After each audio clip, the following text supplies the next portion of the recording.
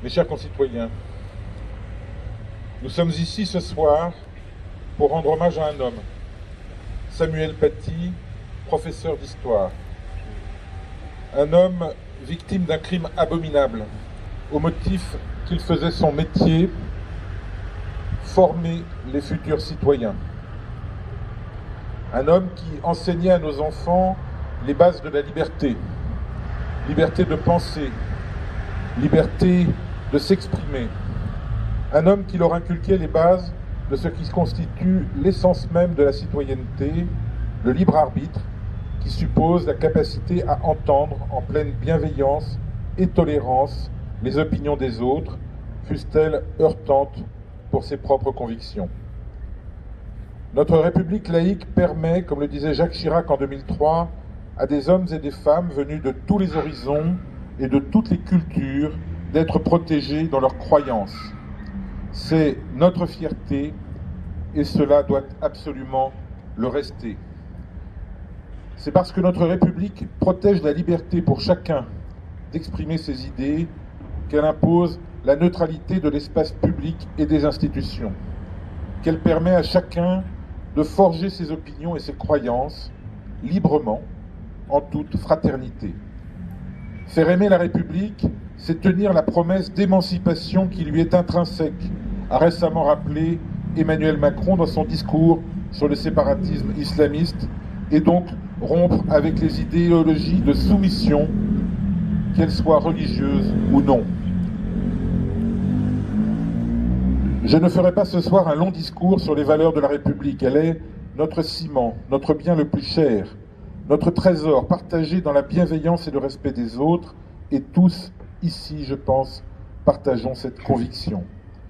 Parce que la transmission est la condition de la pérennité de notre démocratie républicaine, l'enseignement est une mission essentielle de notre société, et l'école doit en être le sanctuaire inviolable. Frapper l'école, frapper les enseignants, c'est frapper la République dans son essence même, c'est nous frapper au cœur. Cette attaque barbare s'inscrit dans un affrontement organisé et théorisé. Depuis de nombreuses années, notre pays est visé par un fascisme religieux, un islamisme politique qui n'a comme autre objectif que de détruire notre modèle démocratique. Pour ce faire, il instrumentalise de jeunes gens en déshérence morale et intellectuelle pour les transformer en armes de guerre. Depuis 8 ans, nous nous sommes réunis sur ce parvis à de nombreuses, trop nombreuses reprises. Je ne veux pas oublier ce soir la mémoire de nos concitoyens assassinés sur notre sol depuis 8 ans par ces meurtriers qui, comme l'évoque notre hymne national, viennent jusque dans nos bras égorger nos fils et nos compagnes. Les 11, 15 et 19 mars 2012, 7 personnes étaient massacrées à Toulouse et Montauban, dont 3 enfants d'une école juive, Ozar Hatorah. Du 7 au 9 janvier 2015, 12 personnes sont tuées dans l'attaque de Charlie Hebdo, puis 4 dans l'hypercachère de Vincennes. Et nous ne pouvons pas ce soir ne pas avoir une pensée particulière pour Clarissa Jean-Philippe, jeune policière de Montrouge, abattue de sang-froid, et Romain, jogger, blessé sur la coulée verte, dans notre ville.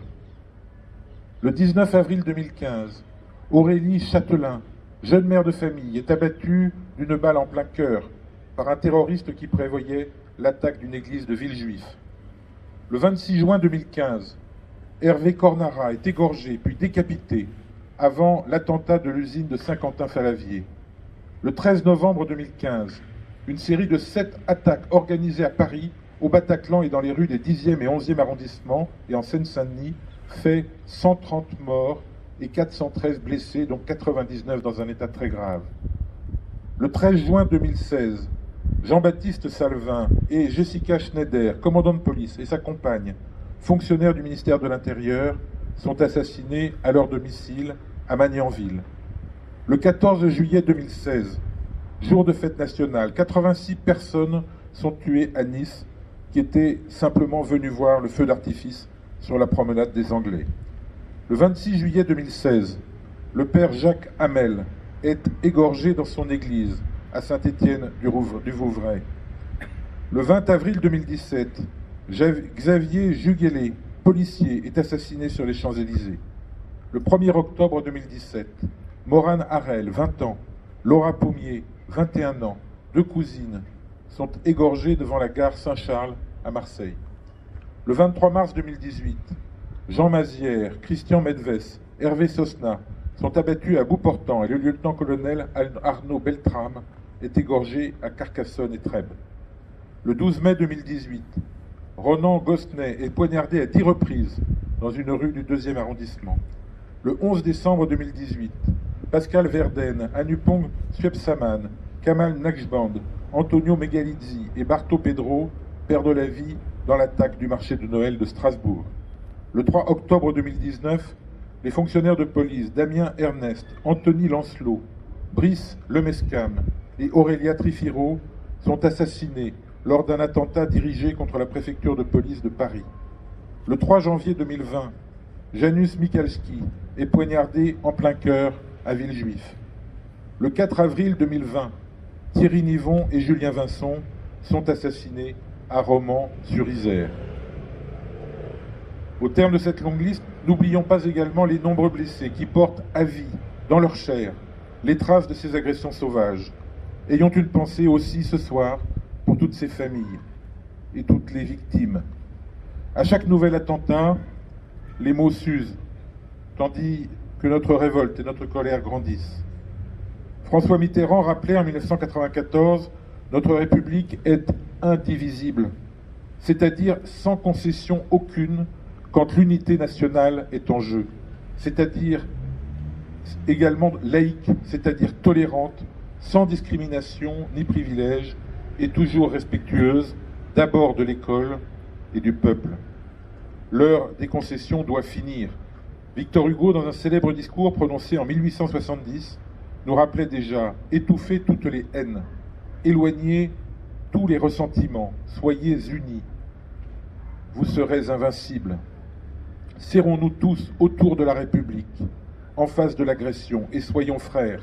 Nous vaincrons, c'est par la fraternité que l'on sauve la liberté. » Au nom de tous les Fontenaisiens, je voudrais exprimer ici notre solidarité avec tous les enseignants qui, au quotidien, sont les gardiens de la République et de nos valeurs démocratiques. Ils peuvent compter sur nous et sur notre soutien. Je tiens aussi à leur rendre hommage ici ce soir. Ils n'ont pas vocation à être, pas plus que nos policiers ou nos pompiers, et pas plus que tous les enfants de la République, des martyrs choisis au hasard de la haine. Ils ne doivent pas être les victimes collatérales d'un renoncement collectif. Au nom de tous les Fontenaisiens, rendons hommage ce soir à Samuel Paty, professeur exemplaire, frappé par l'obscurantisme alors qu'il enseignait les Lumières. J'adresse nos condoléances et nos pensées sincères et républicaines à ses proches, à ses collègues, et je pense à sa famille, à son fils de 5 ans, privé de père, dans cette terrible, injuste et douloureuse épreuve. Je vous remercie.